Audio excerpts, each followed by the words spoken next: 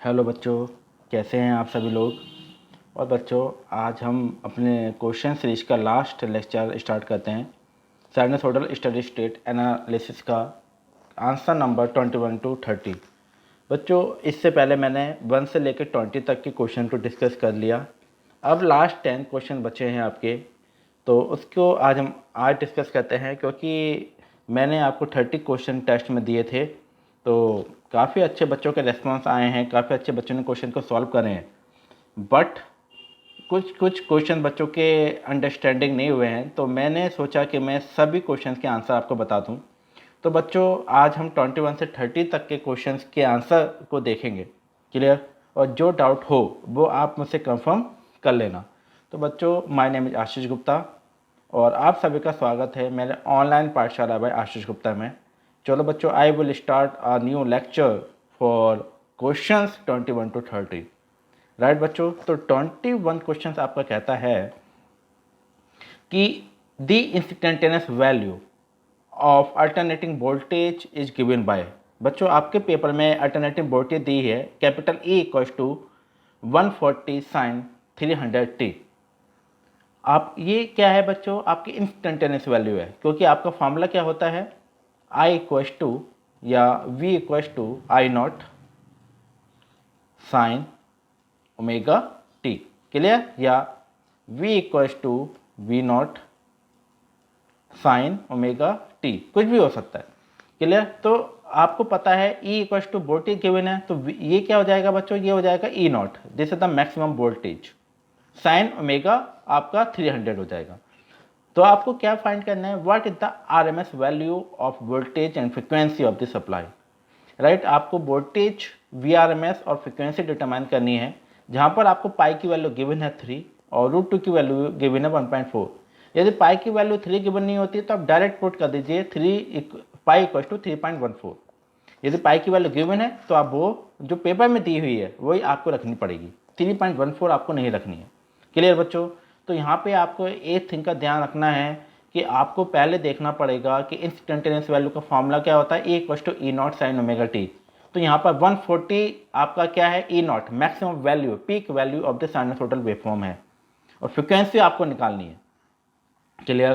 तो बच्चों, अब हम यहाँ पे स्टार्ट करते हैं। 4 ऑप्शंस गिवन है पेपर में और इसके ऑप्शंस देखते हैं कौन सा सही है। तो फर्स्ट ऑफ ऑल पहले हम E equals to 140 sine omega t को डिस्कस करेंगे। आपकी इक्वेशन गिवन है E equals to 140 sine 300t। यहाँ पर अब यदि हम कंपेयर करें E equals to E not sine omega T, तो where E not maximum value है या पीक वैल्यू है, सही है, साइनसोइडल वेवफॉर्म की 140 वोल्ट गिवन है, और आपका ओमेगा गिवन है 300 radian per second, radian per second. इसके बाद बच्चों हम देखेंगे यहाँ पर E equal to E not sine omega T formula होता है, यहाँ पे गिवन है ना। तो E नॉट आपका 140 वोल्ट और ओमेगा 300 रेडियन पर सेकेंड। सही है, ये मैंने नोट कर लिया। इसके बाद आपको निकालना है बच्चों वोल्टेज VRMS। VRMS का फॉर्मूला क्या होता है बच्चों, maximum value upon √2 means E not upon √2। तो E नॉट कितना है 140, √2 की वैल्यू गिवन कितनी है 1.4। जब आप 140 को या है ना 154 से सॉल्व करेंगे तो आपका आंसर आएगा 100 वोल्ट। जब आप 140 को 1.4 से डिवाइड करेंगे तो आपका 100 वोल्ट आंसर आ जाएगा। क्लियर? तो इसमें ऑप्शंस आपका देखते हैं कि 100 वोल्ट आपका किस में आता है। तो बच्चों यहाँ पे आप ध्यान से देखिएगा, यहाँ पे 100 वोल्ट आएगा कि आपके 2 ऑप्शंस हैं A और C। आपके ऑप्शंस हैं यहाँ पे A और C, बट अभी आपको फ्रिक्वेंसी गिवन नहीं है कि फ्रिक्वेंसी कितनी हो सकती है। B और D आपके नहीं है, B और D आपके आंसर नहीं है, A और C हैं, और A और C में अभी राइट आंसर आपका देखते हैं कि कौन सा है। क्लियर? तो यहाँ पे आपने सिंपल VRMS निकाला, V नॉट अपॉन √2। पहले जब भी किसी भी क्वेश्चंस में यदि इंस्टेंटेनियस वैल्यू गिवन है तो पहले आप उसे सॉल्व करिए E equal to E not sine omega T.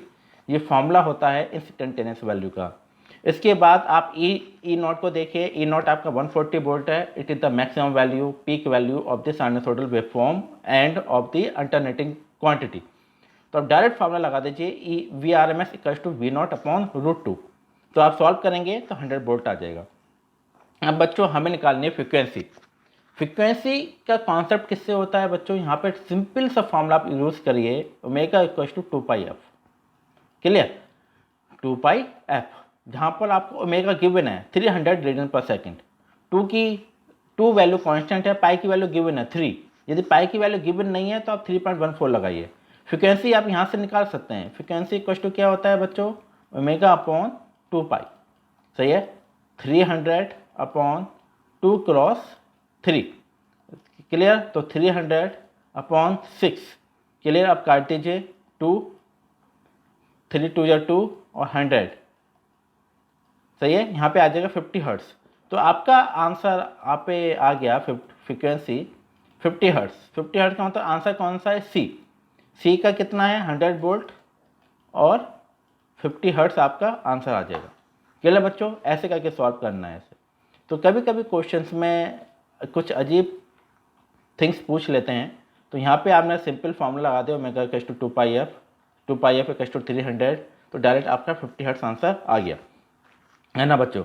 तो इस क्वेश्चन में आपको समझ में आ गया क्या करना है। लेकिन ये तो चलो फ्रिक्वेंसी तो डिटरमाइन करनी थी, लेकिन आपको सबसे पहले डिटरमाइन करना पड़ेगा VRMS, और उसका सही मेथड यही है कि पहले आप इंस्टेंटेनियस वैल्यू का एक फॉर्मूला ध्यान में रखना पड़ेगा, E0 sin ωt, जहाँ पर E0 होगा बच्चों मैक्सिमम वैल्यू और peak value of the sinusoidal waveform on and omega radian per second angle, omega equals to 2πf। चलिए यहाँ से आप दोनों थिंग्स निकाल सकते हैं और आपका लास्ट में आंसर आ गया सी। क्लियर।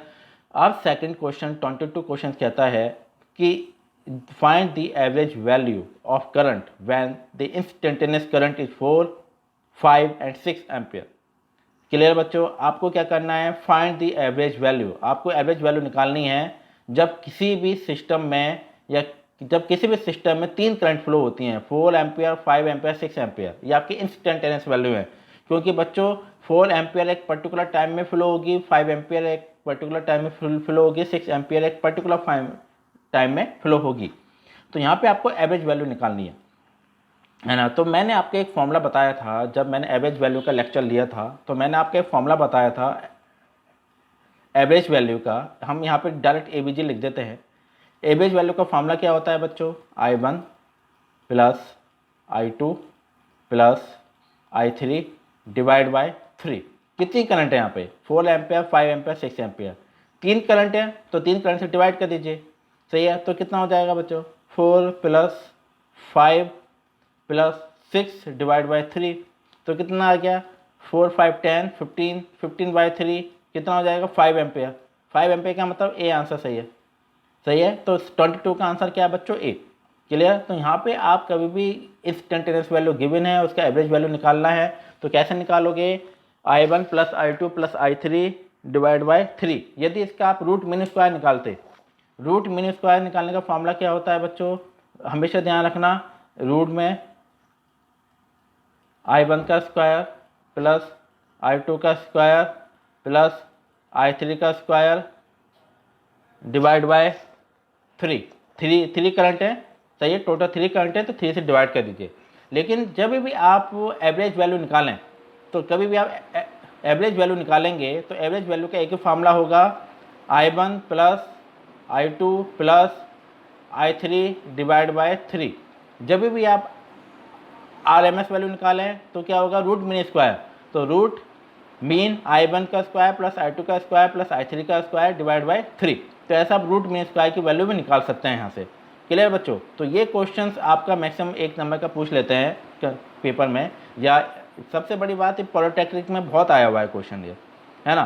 तो इसका आंसर देख लेते हैं बच्चों। डायरेक्ट हमने फार्मूला लगा दिया तो आपका आ गया यहाँ पे 5 एम्पियर ए आंसर, राइट। अब यहाँ पे हम 23 का क्वेश्चन देखते हैं। 23 क्वेश्चन कहता है calculate the power peak factor, calculate the peak factor if the peak value of current 10 ampere and the RMS value is 2 ampere. बच्चों ये क्वेश्चन बहुत ईजी है, डायरेक्ट फॉर्मूला लगाइए। पीक फैक्टर का क्या होता है, peak factor equals to maximum value IM upon RMS value IRMS। तो peak value of the current IM कितना गिवन है बच्चों, यहाँ पर 10 एम्पियर है ना, और IRMS कितना गिवन है बच्चों यहाँ पे 2 एम्पियर। तो बच्चों कितना हो जाएगा यहाँ पे 10 डिवाइड बाई 2 इक्वल्स टू क्या आ गया 5 एम्पियर करंट आ गई। मतलब ए आंसर, सी आंसर है इसका। बच्चों यहाँ पे हमेशा देखना, मैंने यहाँ पे क्वेश्चन में डिस्टर्बेंस क्रिएट हुआ है, एक 5 है एक 5 एम्पियर है, बट 5 आंसर नहीं होगा। क्यों नहीं होगा? क्योंकि करंट का की यूनिट क्या होती है? एम्पियर। तो राइट आंसर इसका सी 5 एम्पियर। कभी कभी ऐसे डिस्टर्बेंसेस के क्वेश्चंस आते हैं, बच्चे क्या कहते हैं कि हाँ 10 divide by 2 equals to 5, right 5 है, बिल्कुल सही, ए आंसर सही है, but this is the wrong. Because हमेशा जहाँ पर यूनिट लगती है, क्योंकि आपको करंट की यूनिट पता है एम्पियर होती है, तो यहाँ पे 5 एम्पियर आएगा, नॉट 5। 5 जब आएगा जब कोई यूनिट क्वांटिटी होती है, यूनिट लेस क्वांटिटी होती है। जैसे peak factor is a unitless quantity, from factor it is the unit less quantity.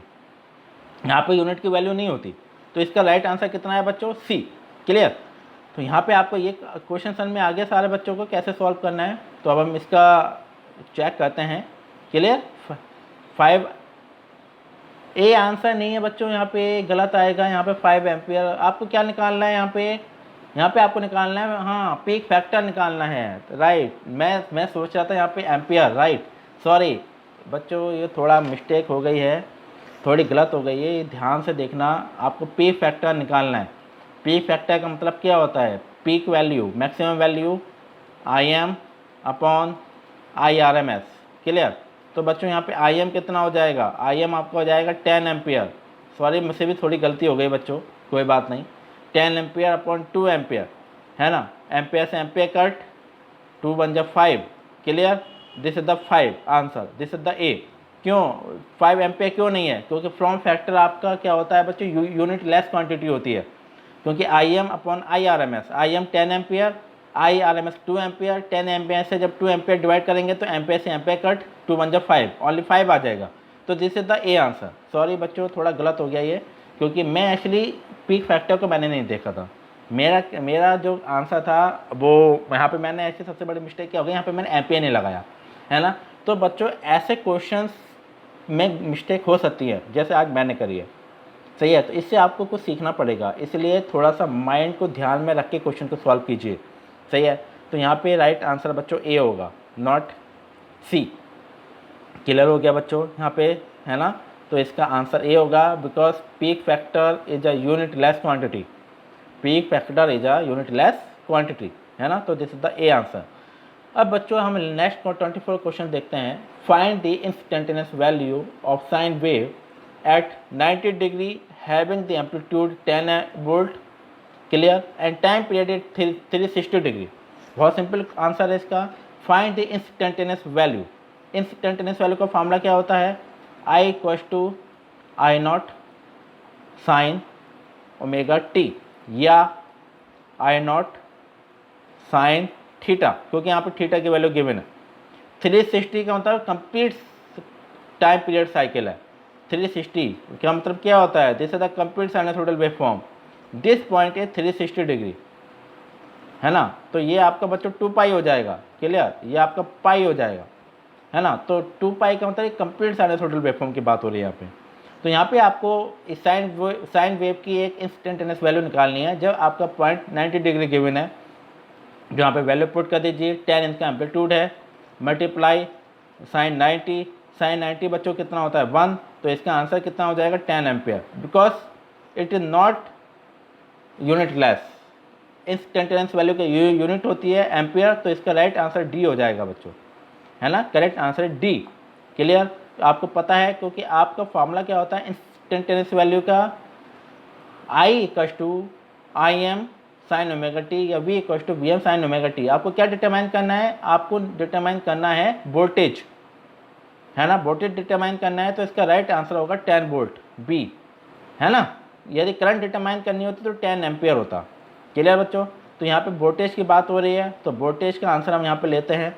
Voltage आपका होता है V equals to V0 sine omega T, V equals to 10 sine 90, सही है। क्योंकि आप इसे क्या लिख सकते हो? इससे आप ये भी लिख सकते हो V0 साइन थीटा, जहाँ पर थीटा आपका 90 डिग्री है, सही है। साइन 90 कितना होता है बच्चों 1, तो 10 मल्टीप्लाई 1 इक्वल्स टू 10 वोल्ट। तो बी आंसर आ गया आपका यहाँ पे, क्लियर। तो ऐसे करके क्वेश्चन को सॉल्व करने होते हैं। नेक्स्ट क्वेश्चन आपका जो आपका 25th क्वेश्चन कहता है a wire is carrying a direct current of 20 ampere and sinusoidal alternative current of peak value 20 ampere, find the RMS value of the resultant current. A wire is carrying a direct current 20 ampere, एक आपकी किसी भी conductor में direct current flow हो रही है 20 ampere की, और उसके अंदर एक पीक वैल्यू अल्टरनेटिव की गिवन है 20 एम्पियर, तो आपको आरएमएस वैल्यू डिटरमाइन करनी है। क्लियर। तो बच्चों यहाँ पे क्लियर हुआ क्या पूछना है। अब सबसे पहले बात ये आती है यहाँ पे कि आपको आरएमएस वैल्यू निकालना है, आरएमएस वैल्यू निकालना है। क्लियर। तो यहाँ पे एक थिंग का ध्यान रखना, a wire is carrying a direct current of 20 ampere, तो यहाँ पे डीसी करंट दी हुई है, I D C equal to 20 ampere. Clear है बच्चों। एक आपकी दी है a sinusoidal alternating current I A C आपको दी है the peak value 20 ampere, right. तो आपको पता है जब डीसी होती है, डीसी के अंदर साइन ओमेगा टी की बात ही नहीं होती, यहाँ पे कोई एंगल नहीं होता, तो ये कांस्टेंट वैल्यू होती है 20। एसी के अंदर साइन ओमेगा टी होता है, तो ये सब कैसे लिख सकते हैं 20 साइन ओमेगा टी, क्योंकि फार्मूला क्या होता है एसी का फार्मूला होता है एसी करंट का फार्मूला होता है I not sine omega T. Clear. और आई डी सी का फार्मूला क्या होता है ओनली आई नॉट, है ना। तो आई नॉट का मतलब 20 एम्पियर एंड आई ए सी का 20 साइन ओमेगा टी। तो बच्चों आप इसे कैसे लिख सकते हैं, इससे आप लिख सकते हैं, सही है, यहाँ तक समझ में आ गया सारे बच्चों को। तो इसे हम ऐसे करके लिख सकते हैं कि आई आर एम एस, थोड़ा मैं पेन ले लेता हूँ, I R M S equal to 20 plus 20 sine omega T. Clear. अब यहाँ पे आप डायरेक्ट फार्मूला लगाइए, आपको मैंने फार्मूला बता चुका हूँ, I1 आर एम एस का square plus I2 R M S का स्क्वायर, सही है। अब इसे सॉल्व कर दीजिएगा, यहाँ पे आ जाएगा 20 का स्क्वायर प्लस 20 का स्क्वायर, सॉल्व कर दीजिए, तो इसका आंसर आ जाएगा। अब हम इसका आंसर चेक करते हैं, आपका क्या आ जाएगा बच्चों, 20 का स्क्वायर कितना होता है बच्चों 400 प्लस 400 कितना आ गया रूट में 800, रूट में 800 को जब हम सॉल्व करेंगे तो इसका आंसर कितना आएगा बच्चों, रूट में 800, इसका आंसर आ जाएगा 20, है ना। देखो 20 का स्क्वायर कितना होता है, 20 का स्क्वायर आपका 400 हो गया, सही है, प्लस फिर 20 का स्क्वायर हो जाएगा अपॉन रूट 2 होगा। बच्चों यहाँ पे फिर से एक मिस्टेक करी है, क्योंकि मैं जानबूझ के कुछ मिस्टेक कर रहा हूँ, क्योंकि जिससे आप लोग बताएं मुझे, क्योंकि ऑनलाइन क्लासेस चल रही हैं, तो ऑनलाइन क्लासेस में आपका भी ध्यान यहाँ पे होना चाहिए, सही है। तो यहाँ पे आपको एक फॉर्मूला ध्यान में रखना है, आपका ये क्वेश्चन क्या बनी, ये क्वेश्चन बन गई I R M S equal to 20 plus 20 sine omega T. Clear. तो जब मैंने आपको क्वेश्चन बताया था, जब कोई कांस्टेंट वैल्यू होती है तो इसका डायरेक्ट स्क्वायर कीजिए, है ना, यहाँ पे सही है, ये आपने बताया ही नहीं बच्चों, थोड़ा ध्यान से बताओ मुझे आंसर, सही है। जूम ऐप में क्लासेस चल रही हैं, तो इसका मतलब आप ध्यान से बताइएगा कि क्या क्या मिस्टेक करने वाला हूँ मैं।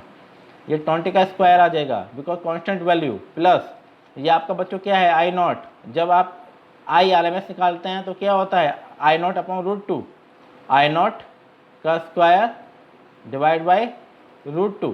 क्लियर।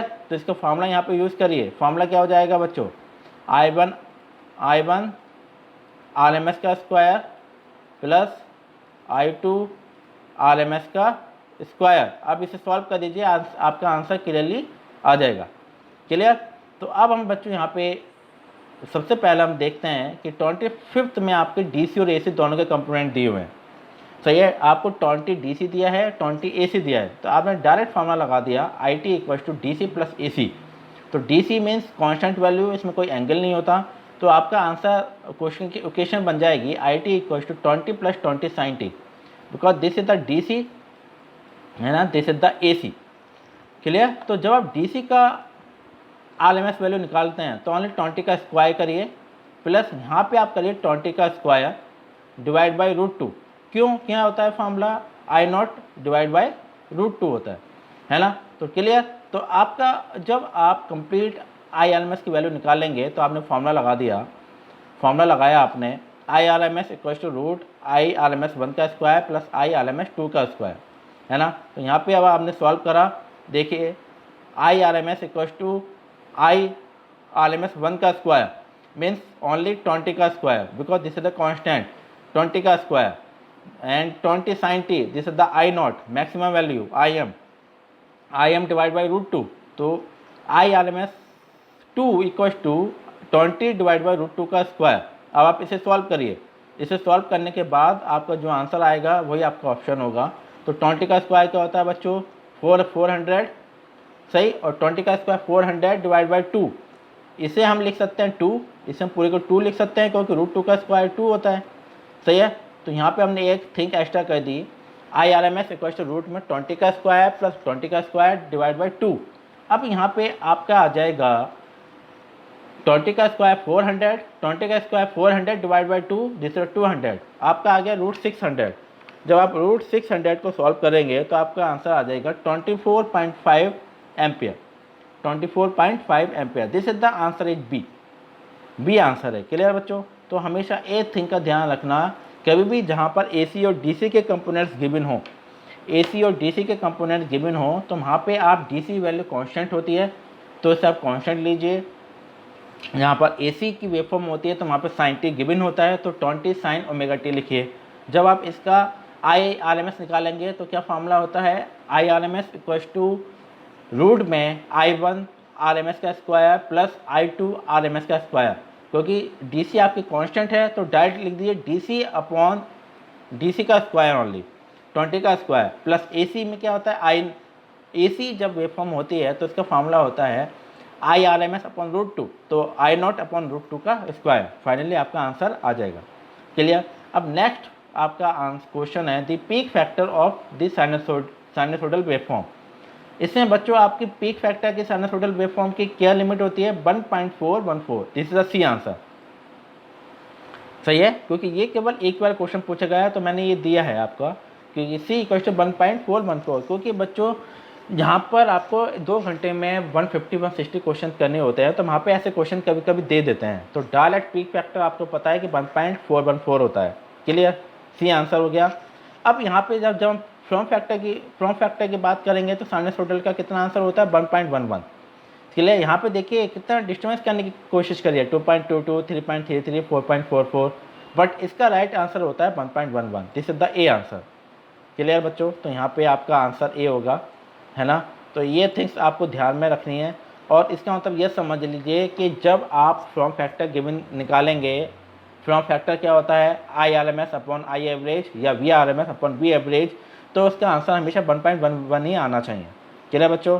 अब नेक्स्ट क्वेश्चन है आपका the instantaneous value of alternating current in voltage in a circuit are given as. आपको I की वैल्यू गिवन है, E की वैल्यू गिवन है, the average power in watt consume in this circuit is. आपको बच्चों इनकी एवरेज पावर निकालनी है। तो यहाँ पे आप हमेशा ध्यान रखना 1/√2 क्या है बच्चों, यहाँ पे I नॉट, एंड 1/√2 क्या है बच्चों, यहाँ पे V not. This is the omega, this is the omega, and this is the theta angle, right, this is the theta angle. बस आपको एक थिंग का ध्यान रखना है कि एवरेज वैल्यू डिटरमाइन आपको यहाँ पे करनी पड़ेगी वाट में, कि जब किसी भी सर्किट में इंस्टेंटेनियस वैल्यू फ्लो होती है I और E की, तो इसमें कितनी एवरेज वैल्यू फ्लो होगी। सही। तो बच्चों इसका आंसर है कि अब सबसे पहले आपने इक्वेशन देखी, ये पेपर में 2 इक्वेशन गिवन है, यहाँ पे 2 इक्वेशन पेपर में गिवन है। इसके बाद जब आप देखेंगे तो फॉर्मूला आपका क्या होता है, कभी भी आप फॉर्मूला निकालेंगे तो P = VI cos थीटा होता है AC में, P = VI cos theta. But AC की बात होती है तो पता है V आपका VRMS में गिवन होता है, I आपका IRMS में गिवन होता है। सही है, VRMS और IRMS, ये कभी V एवरेज और I एवरेज नहीं होंगे। बच्चे कभी कभी यहाँ पे गलती कर देते हैं, क्योंकि आप हमेशा ध्यान रखना जितने भी AC फंडामेंटल की बात होती है, जो वैल्यू गिवन होती हैं तो बच्चों वो हमेशा VRMS और IRMS में ही गिवन होंगी। यदि क्वेश्चन है I = 20 sin omega t, it is called I I maximum को आप आई आर एम एस में कन्वर्ट करिए तो क्या हो जाएगा, I maximum upon root two. Clear. तो हमेशा किसी भी एसी फंडामेंटल की बात होगी तो वहाँ पे वी और आई हमेशा V R M S I R M S में ही गिवन होंगी। तो सही है। तो फॉर्मूला आपका एसी का होता है P equals to V R M S I R M S cos theta. अब यहाँ पे वैल्यू पुट कीजिए, थीटा की वैल्यू कितनी है बच्चों, थीटा की वैल्यू यहाँ पे 60 डिग्री π/3, क्योंकि जो करंट है, करंट की कोई वैल्यू गिवन नहीं है यहाँ पे, करंट की कोई वैल्यू गिवन नहीं है, तो यहाँ पे कोई थीटा एंगल नहीं है, करंट का 0 थीटा डिग्री है, करंट और वोल्टेज का एंगल है π/3। अब बच्चों ये π/3 आया कैसे, ये बात होती है, क्योंकि मैंने आपको बताया था कि जब आप ये पूरी वैल्यू रखेंगे तो जब यहाँ पे कॉस थीटा की बात होती है, कॉस थीटा का मतलब theta angle is current and theta angle of voltage, जब थीटा एंगल दोनों मल्टीप्लाई में होते हैं, means V multiply I multiply cos theta, तो ये कॉस थीटा जो थीटा एंगल है वो करंट ऑफ वोल्टेज का मल्टीप्लाई है। और जब भी आप कहीं मल्टीप्लाई का एंगल निकालते हैं, सही है, जैसे θ1 क्रॉस θ2 है, आप इसे कैसे सॉल्व करेंगे, θ1 प्लस θ2। क्लियर। तो यहाँ पे θ1 कितना है बच्चों 0 डिग्री, प्लस θ2 कितना है बच्चों π/3 में 60 डिग्री, तो टोटल एंगल कितना आ जाएगा यहाँ पे 60 डिग्री आ गया। देखो तो यहाँ पे टोटल एंगल 60 डिग्री आ गया। क्लियर। तो हमेशा ध्यान रखना जब दो एंगल की मल्टीप्लाई होती है करंट वोल्टेज के एंगल की तो वहाँ पे ऐड करते हैं, जब डिवाइड होता है तो माइनस करते हैं, जैसे θ1 डिवाइड बाई θ2, तो यहाँ पे क्या हो जाएगा बच्चों θ1 माइनस θ2। तो यहाँ पे क्या आता है, यदि डिवाइड में होता तो 0 माइनस π/3, तो क्या आता बच्चों यहाँ पे माइनस की π/3 आंसर आता। सही है। तो इस थिंग का ध्यान रखना आप यहाँ पे। क्लियर है। और बच्चों कभी कभी कुछ मिस्टेक्स हो जाती हैं, तो और कुछ मिस्टेक्स मैं जानबूझ के करता हूँ जिससे आप कैच करें और मेरे को मैसेज करके बताएं जल्दी से, है ना। क्लियर है बच्चों। तो ये आपका सेक्शन बहुत अच्छा होने वाला है, बहुत अच्छा चल रहा है। तो आपको थीटा की वैल्यू पता चल गई 60। क्लियर। यहाँ पे कॉस्ट 60 डिग्री, यहाँ पे थीटा की वैल्यू 60 रखिए। अब क्या करना है बच्चों, V R M S I R M S निकालना है। वी आर एम एस का फॉर्मूला क्या होता है, V not upon root two. Clear है बच्चों। तो यहाँ पे वी नॉट कितना गिवन है, वी नॉट आपको गिवन है 1/√2, आई नॉट कितना गिवन है 1/√2। देखिए जब आप इसकी कंपेयर करेंगे आई नॉट साइन, यहाँ पे आप कंपेयर करेंगे आई नॉट साइन ओमेगा टी, तो बच्चों आई नॉट कितना हो जाएगा यहाँ पे 1/√2। जब आप यहाँ पे कन्वर्ट करेंगे V not sine omega T plus theta, तो बच्चों यहाँ पे वी नॉट कितना हो जाएगा 1/√2। और जब आप आर एम एस वैल्यू निकालते हैं, तो क्या फॉर्मूला होता है I nought divide by √2। Clear बच्चों। तो यहाँ से आप वी आर एम एस और आई आर एम एस आराम से डिटरमाइन कर सकते हैं। तो यहाँ पे जैसे हमने V R M S determine करा, तो वी आर एम एस का फॉर्मूला होता है V not upon √2। Clear. V nought आपका 1/√2 है, √2 डिवाइड में है, तो जब ये यहाँ पहुँच जाएगा √2 मल्टीप्लाई √2 1/2 वोल्ट आ जाएगा, है ना। वैसे आप निकालेंगे आई आर एम एस, इसका क्या फॉर्मूला होता है I nought upon √2 1/√2 divide by √2, ये यहाँ पे मल्टीप्लाई में पहुँच जाएगा, तो आंसर आ जाएगा 1/2 एम्पियर। सही है। तो अब आपका फॉर्मूला क्या होता है, P equals to V R M S I R M S cos theta. Cos 60 कितना है बच्चों आपका 1/2 हो गया, है ना। अब आप यहाँ पे सॉल्व करिए, आपका फॉर्मूला था P equals to V R M S I R M S cos theta, V R M S 1/2 I R M S 1/2 cos 60 1/2, total answer is 1/8। तो answer this is the D answer है इसका 1/8। सही है। तो ये आपकी average power होगी। Clear बच्चों। यहाँ पे हमेशा ध्यान रखना, कभी भी आपको इंस्टेंटेनियस की एवरेज पावर निकालनी है, average power will be consumed. Question में फिर से आपको दिखा देता हूँ, क्योंकि बच्चों के क्वेश्चन यहाँ पे डाउट था, क्योंकि जब आप एवरेज वैल्यू निकालते हैं तो वो 0 आती है ना। आपने देखा होगा एल और सी की जब आप एवरेज वैल्यू निकालते हैं तो उसकी वैल्यू 0 आती है। बट यहाँ पे क्वेश्चन कह रहा है the average power in watt consumed in this circuit, कि एवरेज पावर कितनी कंज्यूम होगी सर्किट के अंदर। जैसे सपोज आप कोई बाइक चलाते हैं, कोई स्टूडेंट बाइक लेके जाता है, वो 1 घंटा चलाता है बाइक को, सही है। तो अब वो ये निकालेगा कि आपने 1 घंटे में कितनी एवरेज स्पीड से बाइक चलाई। सही है। यहाँ पे स्पीड 0 नहीं हुई, यहाँ पे कितनी एवरेज स्पीड से बाइक चलाई। उसी तरह से जब किसी मशीन में करंट और वोल्टेज जनरेट होते हैं तो वो कितने टाइम में कितनी एवरेज पावर कंज्यूम कर रहा है। तो इसका आंसर कितना हो जाएगा 1/8। हमेशा आप ध्यान में रखना, कभी भी आप एसी फंडामेंटल की बात करेंगे तो वहाँ पे हमेशा IRMS और VRMS की बात करेंगे। हमेशा एवरेज की बात कभी नहीं होती, इंस्टेंटेनियस की बात कभी नहीं होती। कोई से भी यदि वोल्टेज पेपर में गिवन है IRMS VRMS, जैसे आपने फॉर्मूला लगाया था VI cos थीटा, ये फार्मूला होता है ना एसी फंडामेंटल में पावर का। बट मैं आपको बता दूं यहाँ पे ना ही V एवरेज होगा, ना ही यहाँ पे I एवरेज होगा, नहीं यहाँ पे V इंस्टेंटेनियस, नहीं यहाँ पे I इंस्टेंटेनियस, यहाँ पे होगा VRMS IRMS cos theta. Clear है बच्चों। ये हमेशा थिंग ध्यान में रखना, सारी की सारी एसी फंडामेंटल के यूनिट्स RMS वैल्यू में गिवन होती हैं, है ना। तो ये आपका आंसर क्लियर हो गया, सर में आ गया सारे बच्चों को, है ना। इसका लास्ट आंसर 1/8 आ गया। अब आपका 29 क्वेश्चन कहता है, वेरी सिंपल क्वेश्चन है ये, कि the alternative voltage given by E1 sin omega T plus E2 sin omega t, the root mean square value of the given voltage is. आपका क्या करना है बच्चों, यहाँ पे E1 sin ओमेगा टी और E2 sin ओमेगा टी आपका given है, आपको इसे सॉल्व करना है। क्लियर। तो आप इसे कैसे सॉल्व करेंगे बच्चों, आपका सीधा सा फंडा है, यहाँ पे एक फार्मूला लगाइए, आपको निकालना है ERMS। मैं थोड़ा सही से समझा देता हूँ। यहाँ पे आपको निकालना है ERMS। क्लियर। तो क्या फार्मूला होगा बच्चों, इसका फार्मूला हो जाएगा E1/√2 का square, because this is the AC। इसे आप क्या लिख सकते हैं, E1 sin omega T, E1 this is the maximum value, तो E1/√2 का स्क्वायर प्लस E2/√2 का स्क्वायर। क्लियर। रूट हो गया, क्योंकि जब आप कंप्लीट इक्वेशन का VRMS निकालेंगे तो क्या फार्मूला होता है, VRMS इक्वल्स टू VRMS 1 का स्क्वायर प्लस VRMS 2 का स्क्वायर। क्लियर। ये तो फार्मूला होता है। तो आप हमेशा यहाँ पे ध्यान में रखना बच्चों, VRMS 1 का क्या होगा E1/√2, because E1 is the maximum value. VRMS 2 का क्या होगा E2/√2। इसे आप सॉल्व करिए, आंसर आ जाएगा। क्लियर बच्चों। अब हम इसे सॉल्व करते हैं तो इसका आंसर आ जाएगा।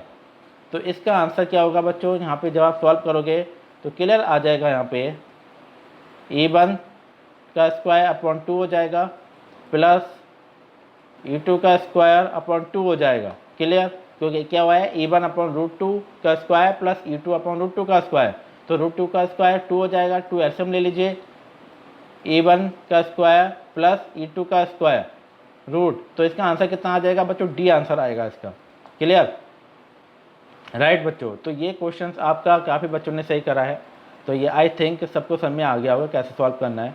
तो फिर से देखते हैं, आपका E1 ये गिवन है E1 sin omega T plus E2 sin omega T.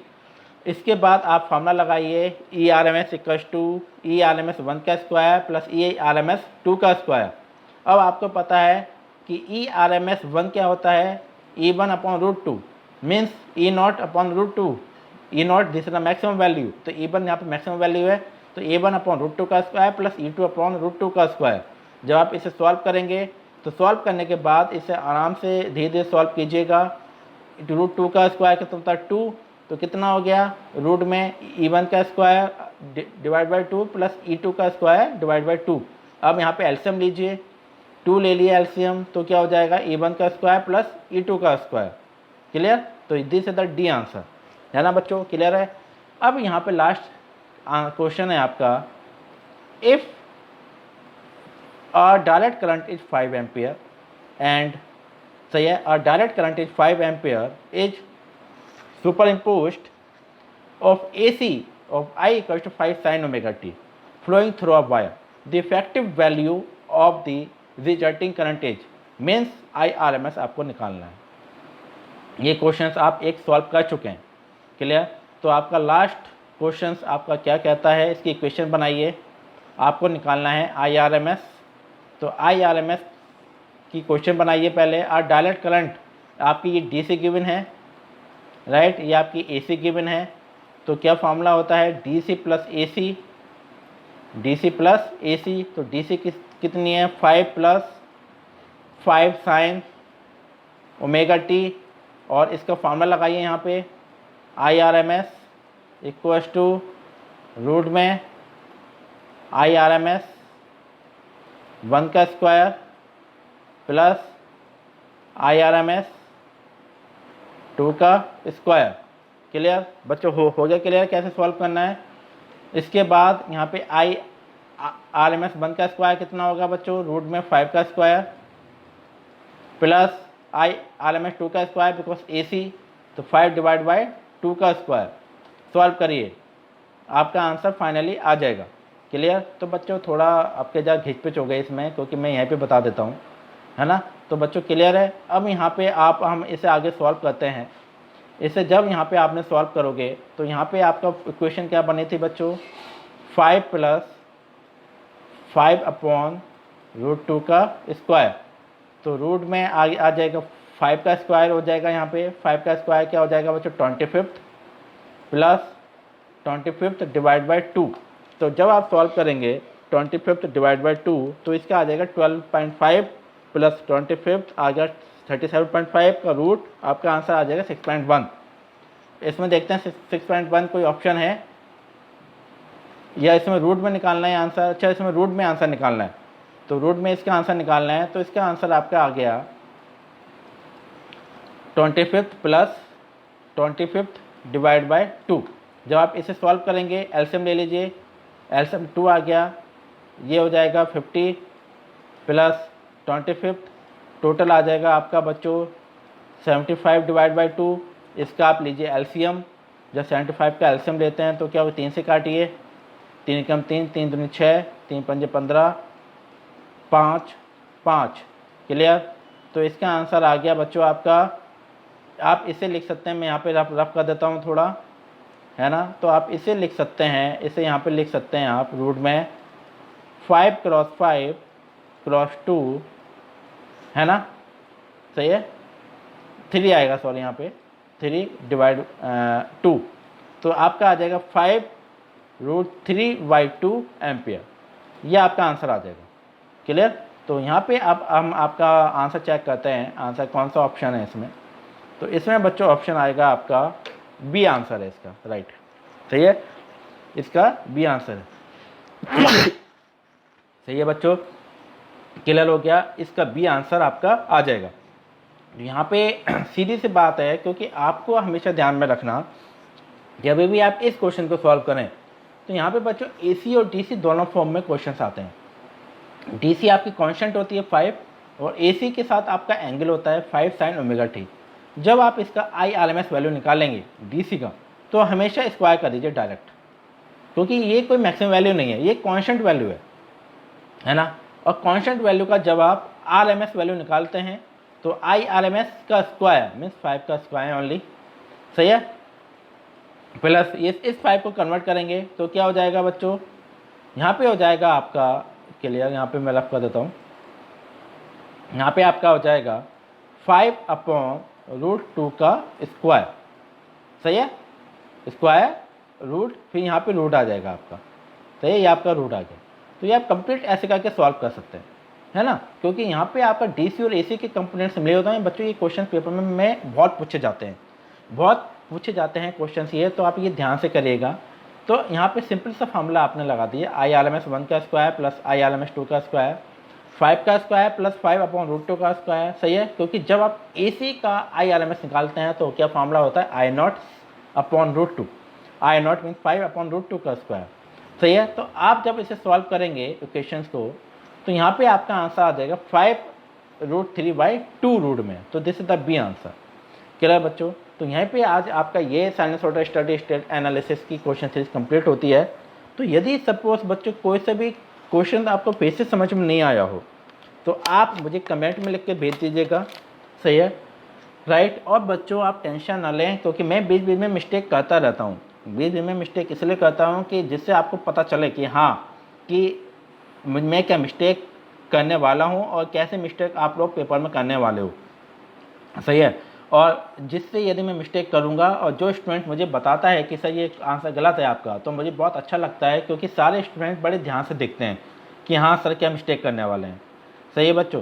तो हम आगे कुछ और लेक्चर पढ़ेंगे और आज आपका यहाँ पर हम इसी चैप्टर को यहीं कंप्लीट करते हैं, साइनसॉइडल स्टडी स्टेट की क्वेश्चन सीरीज को। सही बच्चों, और यदि कुछ डाउट हो तो मुझसे पूछिएगा और अपना ध्यान रखिएगा सारे बच्चे। Okay, take care. हेलो बच्चों।